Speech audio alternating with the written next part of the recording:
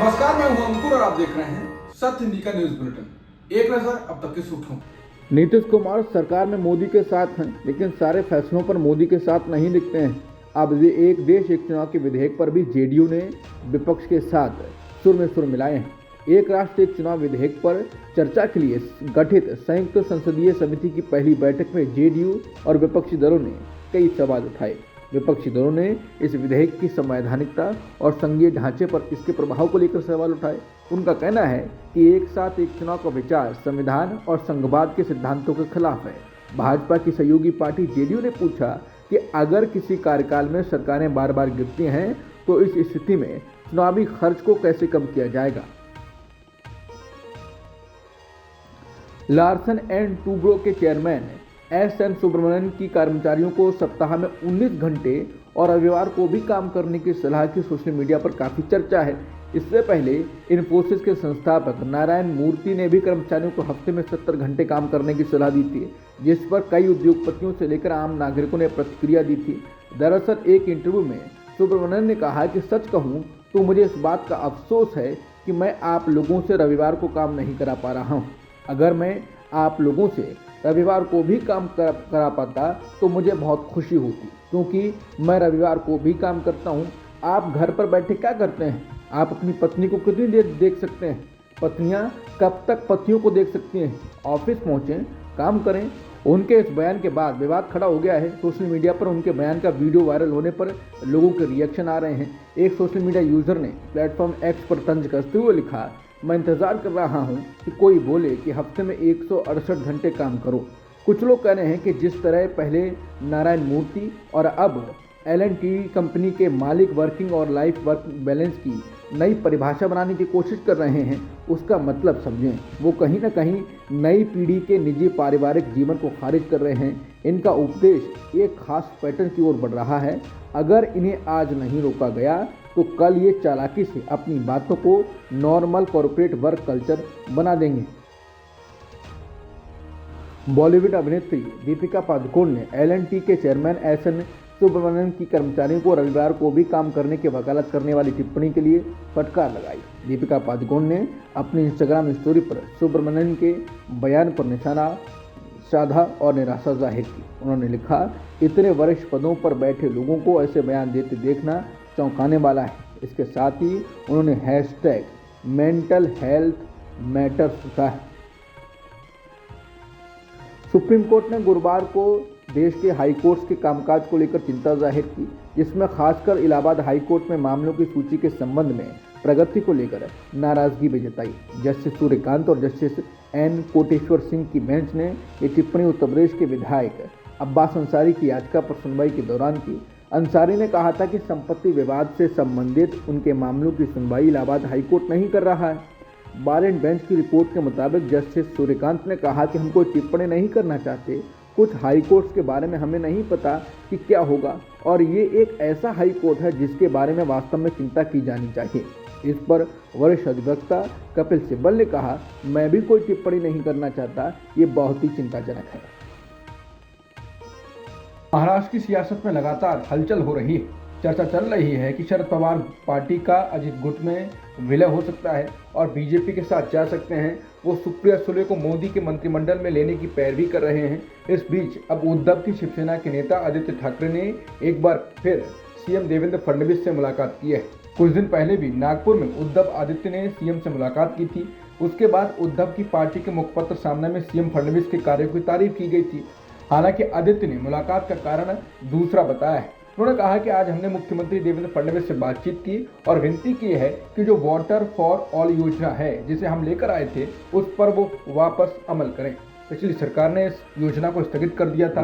हम चाहते हैं कि मुंबई के हर घर को पानी मिलना चाहिए। हालांकि मुलाकात कामकाज से जुड़ी बताई गई। हालांकि जिस हिसाब से महाराष्ट्र में हवा चल रही है उसको देखते हुए इसकी चर्चा ज़्यादा हो रही है। लोकसभा चुनाव 2024 में पीएम मोदी के नेतृत्व वाली बीजेपी सरकार को सत्ता से बेदखल करने के इरादे से बनाया गया गठबंधन इंडिया को क्या खत्म हो चुका है? ये सवाल इस समय जनता के मन में कौन रहा है, क्योंकि आरजेडी नेता तेजस्वी यादव के बाद कांग्रेस नेता पवन खेड़ा ने भी कहा है कि ये गठबंधन सिर्फ लोकसभा चुनाव तक ही था। इंडिया गठबंधन को लेकर पूछे गए सवाल के जवाब में पवन खेड़ा ने कहा, ये लोकसभा चुनाव के लिए था। इंडिया गठबंधन लोकसभा चुनाव के लिए था और राष्ट्रीय स्तर पर था। अलग अलग राज्यों की परिस्थिति के हिसाब से जो दल हैं, कांग्रेस हो या क्षेत्रीय दल हो, वो निर्णय लेते हैं कि हमें इकट्ठा लड़ना है या अलग अलग होकर लड़ना है। दिल्ली में विधानसभा चुनाव की तारीखों का ऐलान हो चुका है और अब लगता है कि इसके साथ ही इंडिया गठबंधन के खत्म होने की भी शुरुआत हो गई है। आप और कांग्रेस तो पहले ही बढ़ रहे हैं, वहीं टीएमसी, समाजवादी पार्टी, तेजस्वी यादव जैसे लोग भी कांग्रेस का साथ नहीं दे रहे हैं। इस बीच अब बिहार के नेता प्रतिपक्ष तेजस्वी यादव ने कहा कि उनका गठबंधन लोकसभा चुनाव के लिए था। जब तेजस्वी यादव से दिल्ली विधानसभा चुनाव को लेकर सवाल किया गया तो उन्होंने महागठबंधन की अंदरूनी दांवपेच पर पर्दा डालते हुए कहा कि हमारा गठबंधन लोकसभा चुनाव के लिए था, लेकिन फिर भी दिल्ली चुनाव को लेकर अगर किसी तरह की बात आती है तो पार्टी जरूर विचार करेगी। वहीं इस बीच कांग्रेस नेता शकील अहमद खान ने कहा कि कोई हल्के में अगर हमें लेगा तो हम भी उसको उससे ज़्यादा हल्के में लेंगे। जम्मू कश्मीर के मुख्यमंत्री उमर अब्दुल्ला ने कहा कि दिल्ली के विधानसभा चुनावों में विपक्ष की रणनीति पर वो कुछ नहीं कह सकते, क्योंकि वहां के चुनावों से उनकी पार्टी का कुछ लेना देना नहीं है। उन्होंने कहा कि आम आदमी पार्टी, कांग्रेस और जो दूसरे राजनीतिक दल वहां लड़ रहे हैं, उन्हें तय करना चाहिए कि बीजेपी का मुकाबला कैसे बेहतर तरीके से किया जा सकता है। पत्रकारों को ये पूछने पर कि आरजेडी नेता तेजस्वी यादव का कहना है कि इंडिया गठबंधन सिर्फ लोकसभा चुनावों के लिए था, उमर अब्दुल्ला ने कहा कि जहां तक मुझे याद है इस पर कोई वक्त की सीमा लगाई नहीं गई थी। बदकिस्मती की बात यह है कि इंडिया ब्लॉक की कोई मीटिंग बुलाई नहीं जा रही है, तो इसमें कोई स्पष्टता नहीं है, न लीडरशिप को लेकर, न एजेंडा को लेकर, या फिर हम साथ रहेंगे कि नहीं। उन्होंने कहा कि शायद दिल्ली विधानसभा चुनावों के बाद इंडिया गठबंधन के दलों की मीटिंग बुलाई जाए। अगर ये गठबंधन सिर्फ लोकसभा चुनावों के लिए था तो इसे खत्म कर दीजिए, और अगर ये विधानसभा चुनावों के लिए भी है तो हमें मिलकर काम करना होगा। अरविंद केजरीवाल ने गुरुवार को चुनाव आयोग से मुलाकात की और बीजेपी के उम्मीदवार प्रवेश वर्मा के खिलाफ गंभीर आरोप लगाए। इसके साथ ही उन्होंने कहा कि सीट पर वोटरों को प्रभावित करने के लिए बड़े पैमाने पर गड़बड़ी की जा रही है। उन्होंने कहा कि यूपी और बिहार से लोगों को लाकर फर्जी वोट बनवाए जा रहे हैं और इसके जरिए चुनावी नतीजों को प्रभावित करने की कोशिश की जा रही है। केजरीवाल ने यह भी खुलासा किया कि नई दिल्ली सीट पर पिछले 22 दिनों में 5.5% वोट काटने के लिए आवेदन आए हैं, जो खुद में एक बड़ा संदेह उत्पन्न करता है। जब चुनाव अधिकारियों ने इन आवेदनकर्ताओं से संपर्क किया तो सभी लोगों ने ये स्पष्ट किया कि उन्होंने कभी इस तरह का आवेदन नहीं किया, जिससे ये सिद्ध होता है कि पूरी प्रक्रिया में कोई ना कोई धोखाधड़ी हो रही है। उन्होंने ये भी बताया कि पिछले 15 दिनों में 13,000 नए वोटर बनाए जाने के लिए आवेदन आए हैं। इनकी जानकारी से ये पता चलता है ये वोट यूपी और बिहार जैसे राज्यों से जुड़े हुए हैं। केजरीवाल का कहना था कि ये फर्जी वोटिंग चुनावी निष्पक्षता को खतरे में डाल सकता है। उन्होंने चेतावनी दी कि अगर 18.5% वोटों को एक स्थान से दूसरे स्थान पर ट्रांसफर किया गया तो चुनाव की निष्पक्षता पर बड़ा सवाल उठता है। केजरीवाल ने कहा कि ये सब मिलकर चुनाव प्रक्रिया में एक गहरी धोखाधड़ी की तरफ इशारा कर रहा है और उन्होंने चुनाव आयोग से इस मामले की तुरंत जांच की मांग की। उनका यह भी आरोप था कि इस पूरी गड़बड़ी को रोकने के लिए चुनाव आयोग को सख्त कदम उठाने चाहिए ताकि जनता का विश्वास बना रहे और चुनाव निष्पक्ष हो सके। बता दें, वोट बढ़ाने और फर्जी वोटर्स के नाम बढ़ाए जाने के मामले बाकी राज्यों में भी आते रहे हैं और चुनाव आयोग और बीजेपी पर ये आरोप लगते रहे हैं। अब कहा जा रहा है कि क्या हरियाणा और महाराष्ट्र वाला खेल दिल्ली में किया जाएगा। आम आदमी पार्टी के प्रतिनिधि मंडल ने गुरुवार को चुनाव आयोग से मुलाकात की। अरविंद केजरीवाल ने मुख्य चुनाव आयुक्त को एक चिट्ठी सौंपी है, जिसमें बीजेपी नेता और पूर्व सांसद प्रवेश वर्मा के घर पर तुरंत छापा मारने की अपील की गई है। केजरीवाल ने प्रवेश वर्मा पर महिलाओं को 1100 रुपये बांटने और नौकरियों का झांसा देकर वोट मांगने का आरोप लगाया है। उन्होंने आरोप लगाया है कि ये चुनाव आचार संहिता का उल्लंघन है। इसके साथ ही केजरीवाल ने जिला निर्वाचन अधिकारी को तत्काल सस्पेंड और ट्रांसफर करने की मांग भी की। अरविंद केजरीवाल अब दिल्ली चुनाव में जाटों के आरक्षण का मुद्दा लेकर आ गए हैं। उन्होंने पीएम मोदी को पत्र लिखकर केंद्र सरकार से जाट समुदाय को ओबीसी की सूची में शामिल करने की अपील की है। केजरीवाल ने कहा कि उन्होंने केंद्र पर पिछले 10 साल से जाटों को धोखा देने का उन्होंने आरोप भी लगाया और आरोप लगाया कि बीजेपी को जाटों की याद तभी आती है जब चुनाव करीब होता है। केजरीवाल का जाट प्रेम इस वर्ग के वोटर्स में पूरा नैरेटिव बदल सकता है और भाजपा को नुकसान हो सकता है। अभी सिर्फ भाजपा के पास प्रमुख जाट चेहरे हैं, जिनमें आपसे भाजपा में गए कैलेश गहलोत और विवादित बयान देने के लिए चर्चित पूर्व सांसद प्रवेश वर्मा शामिल हैं। प्रवेश वर्मा को केजरीवाल के खिलाफ नई दिल्ली विधानसभा सीट से पार्टी टिकट पर चुनाव भी लड़ रहे हैं। दिल्ली हाईकोर्ट ने मुख्यमंत्री महिला सम्मान योजना के खिलाफ दायर याचिका पर गंभीर सवाल उठाए हैं। याचिकाकर्ता ने इस योजना के तहत महिलाओं को वजीफा देने के आपके चुनावी वादे को चुनौती दी थी और अदालत से ये मांग की थी कि इसे चुनाव आयोग के पास भेजा जाए। हालांकि दिल्ली हाईकोर्ट की जस्टिस ज्योति सिंह ने इस याचिका पर सुनवाई के दौरान याचिकाकर्ता से सवाल किया कि याचिका चुनाव याचिका के रूप में कैसे स्वीकार हो सकती है। जस्टिस सिंह ने याचिकाकर्ता से ये भी कहा कि अगर वो इस मामले में गहरी रुचि रखते हैं तो उन्हें जनहित याचिका दायर करनी चाहिए। याचिकाकर्ता विजय कुमार का आरोप था कि आम आदमी पार्टी दिल्ली सरकार झूठी घोषणाओं के जरिए वोटर्स को लुभा रही है। उनका कहना था कि दिल्ली सरकार पहले ही इस योजना से मना कर चुकी थी और अब वो चुनावी लाभ के लिए इसे लागू करने की बात कर रही है। कोर्ट ने विजय कुमार से इस मुद्दे पर दलीलें पेश करने को कहा और मामले की सुनवाई को 10 जनवरी तक स्थगित कर दिया।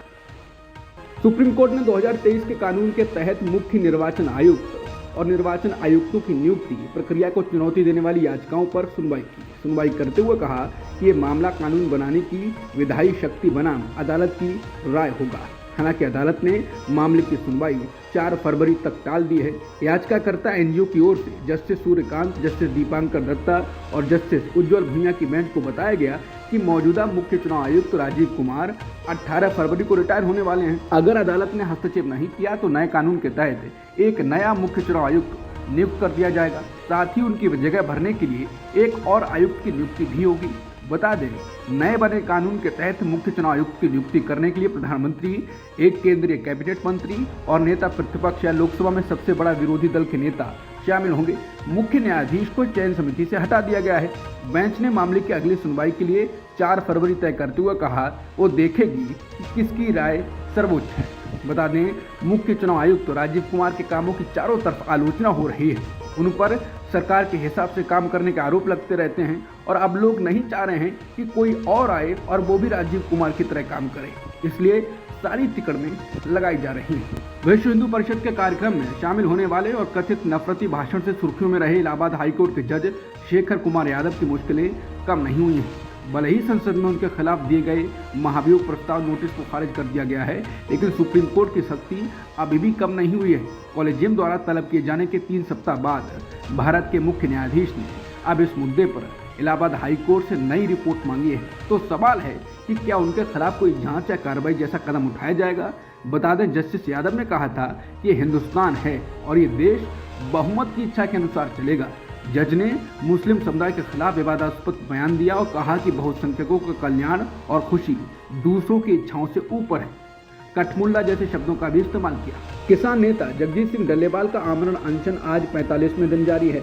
उन्होंने अपने साथी प्रदर्शनकारियों से उनकी मृत्यु की स्थिति में भी आंदोलन जारी रखने का आग्रह किया है।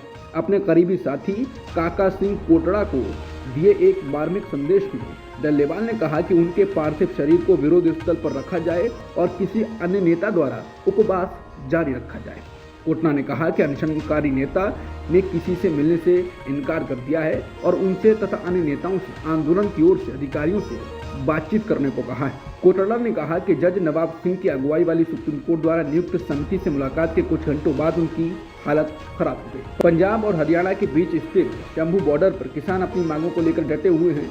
इसी बीच गुरुवार को एक 55 वर्षीय प्रदर्शनकारी किसान ने जहरीला पदार्थ खाकर आत्महत्या कर ली। 3 सप्ताह के अंदर धरना स्थल पर यह दूसरी घटना है।